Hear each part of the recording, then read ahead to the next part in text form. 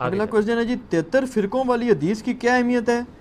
ہر فرقہ اس حدیث کو فرقہ بنانے کی دلیل کے طور پر پیش کر کر کے اپنے بزرگوں کے فرقے کا دفاع کرتا ہے۔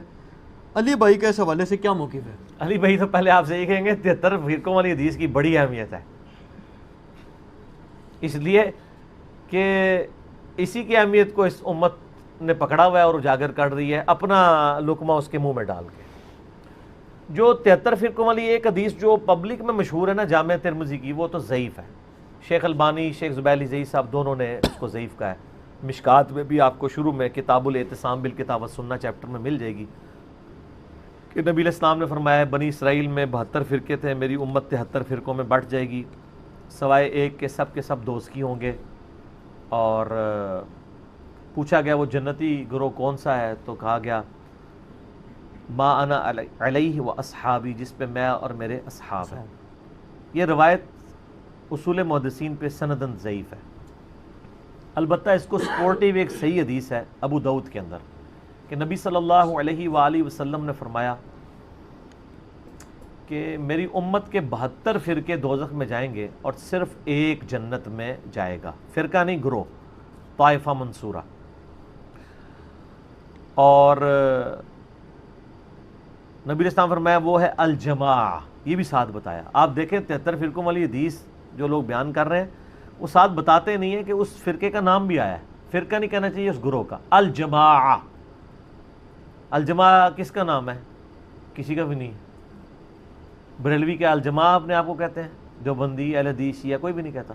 الجماع کا مطلب ہے امت کی مین سٹریم، اجماع امت جو موٹے موٹے عقیدوں کو لے کے چل رہی ہے۔ اور آپ علیہ السلام فرمایا کہ میری امت میں ایسے یعنی فرقے پیدا ہوں گے جیسے باولا کتا کسی کو کاٹ جائے اور اس کا اثر ایک ایک رگ و ریشے میں داخل ہو جائے، اس طرح میری امت میں بدعت پھیلے گی۔ اچھا، نبی علیہ السلام نے بھی دیکھا ہے کہ یہ کتے کی مثال دی ہے۔ مجھے بتائیں کہ یہ کسی گروہ میں بدعت کا پھیلنا جس باولے کتے کے کاٹنے سے ہوگا، نبی علیہ السلام فرمایا وہ کتا کوئی ہاکی کا پلیئر ہوگا، کرکٹ کا پلیئر ہوگا، یا کوئی مولوی ہوگا؟ ظاہر ہے مولوی کسٹوڈین ہے نا، عقائد کا کسٹوڈین کون ہے؟ مولوی۔ تو علماء کو نبی اسلام نے، علماء سو کو کیا فرمایا؟ کتا، اور باولا کتا، پاگل کتا۔ بلکہ قرآن میں سورۃ الاعراف کی آیت نمبر 175 اور 176 میں بلعام بن باورا کی مثال دی گئی ہے کہ اللہ تعالیٰ فرماتا ہے وہ کتے کی مثال ہے جو جیسا کہ زبان ہانپ رہا ہے، وہ اس پہ بوجھ ڈالا جائے تب بھی زبان ہانپے، نہ ڈالا جائے تب بھی زبان ہانپے۔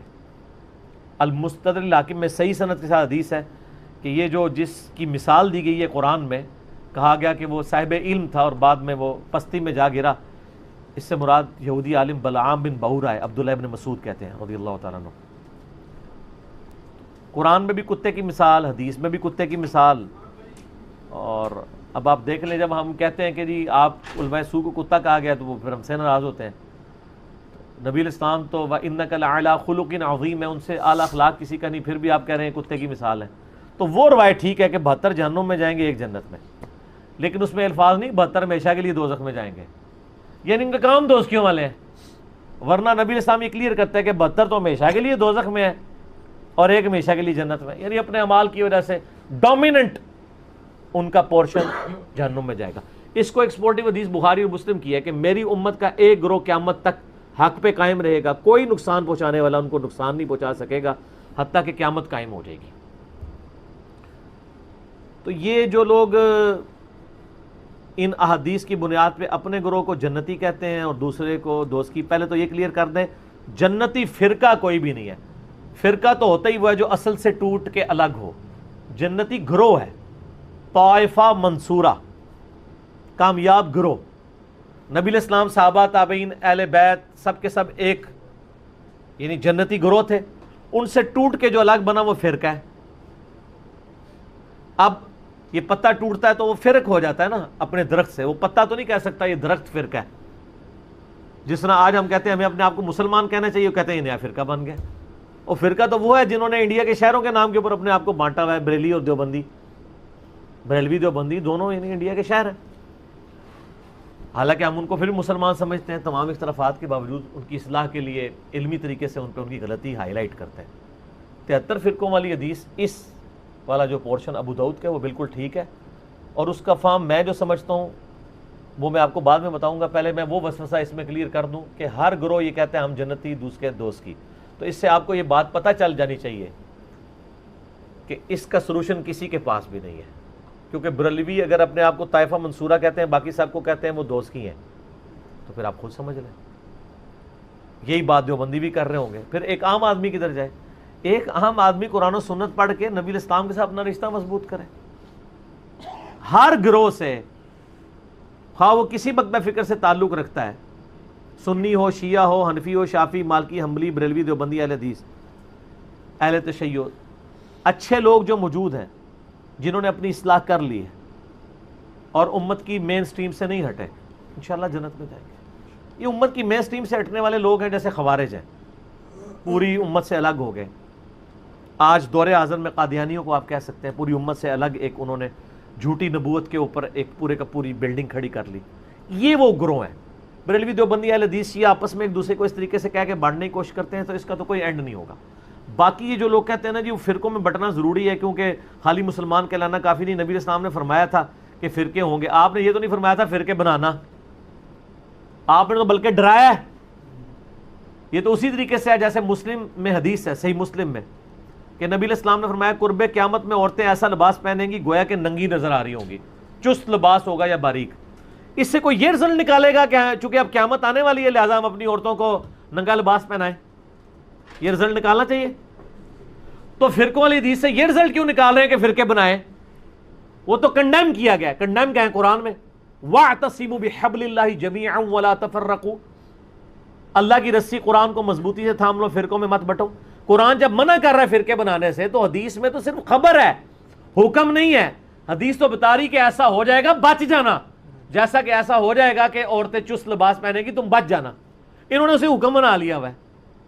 یعنی کامن سینس بھی نہیں. لیکن common sense is not so common. Common sense بھی کم لوگوں میں ہی ہوتا ہے نا، اتنا کامن بھی نہیں ہوتا.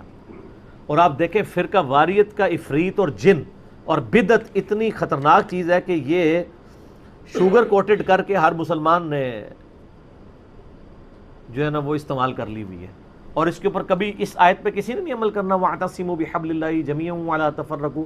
اور اس سے سخت آیت جو اپنے منج پہ ہم نے لکھی ہوئی ہے، ان الذین فرقوا دینہم وکانوا شیعا لست منہم فی شیء.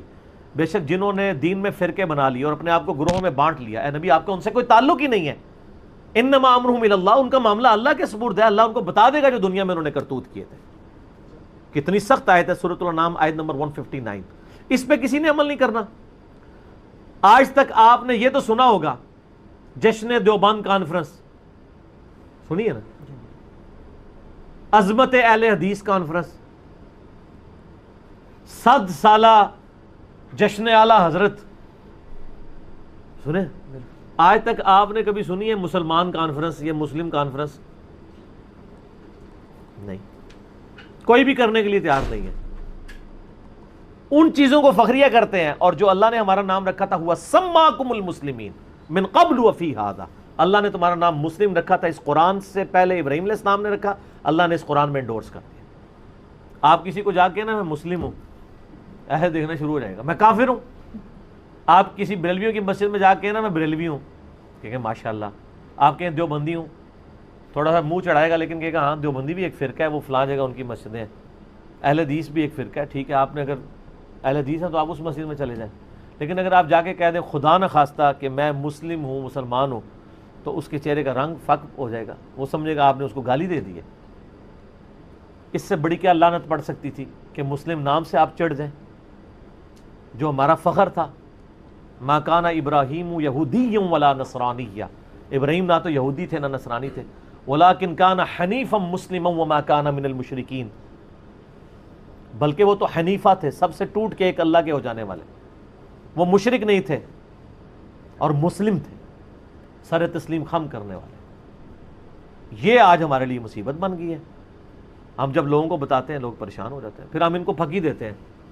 صحیح مسلم میں ایک حدیث ہے کہ قرب قیامت میں جب دجال آئے گا نا تو الٹیمیٹلی یہودیوں کے خلاف جب مسلمان قتال کریں گے تو اللہ کے نبی علیہ السلام فرماتے ہیں اگر یہودی کسی پتھر کے پیچھے بھی چھپا ہوگا نا تو وہ پتھر بھی بول کے کہے گا ایھا المسلم، اے مسلم میرے پیچھے یہودی اسے قتل کر دے، سوائے ایک درخت کے غرقت جو یہودیوں کو پناہ دے گا، کیونکہ وہ یہودیوں کا درخت ہے جس کی کاشت انہوں نے بہت زیادہ کی ہوئی ہے۔ میرا یوٹیوب پہ غرقت کے اوپر ایک کلپ بھی ریکارڈڈ ہے۔ میں یہ کہتا ہوں کہ اگر آج کے بریلوی دیوبندی اہل حدیث شیعہ کو پتھر کے پیچھے سے یہ آواز آ جائے اے مسلم، تو ہو سکتا ہے یہ کہ پیچھے کوئی انجینئر صاحب کی ویڈیو چل پڑی ہے، انہوں تو مڑ کے بھی نہیں دیکھنا جب تک انہیں یہ نہ کہا جائے کہ اے بریلوی، اے دیوبندی، اے حدیث۔ تو چڑھتے ہیں مسلم نام سے، آج اگر چڑھ رہے ہیں تو اسی وقت بھی چڑھیں گے۔ قرآن و سنت کی ٹرم تو مسلم اور مومن ہی ہے، باقی آپ کی بنائی ہوئی ہیں۔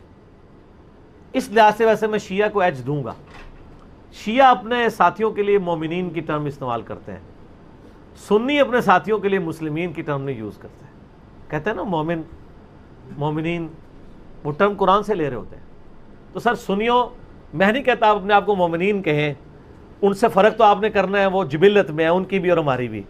ہماری سے مراد آپ لوگوں کی، میں تو دونوں سے باہر ہوں، مسلمان ہوں۔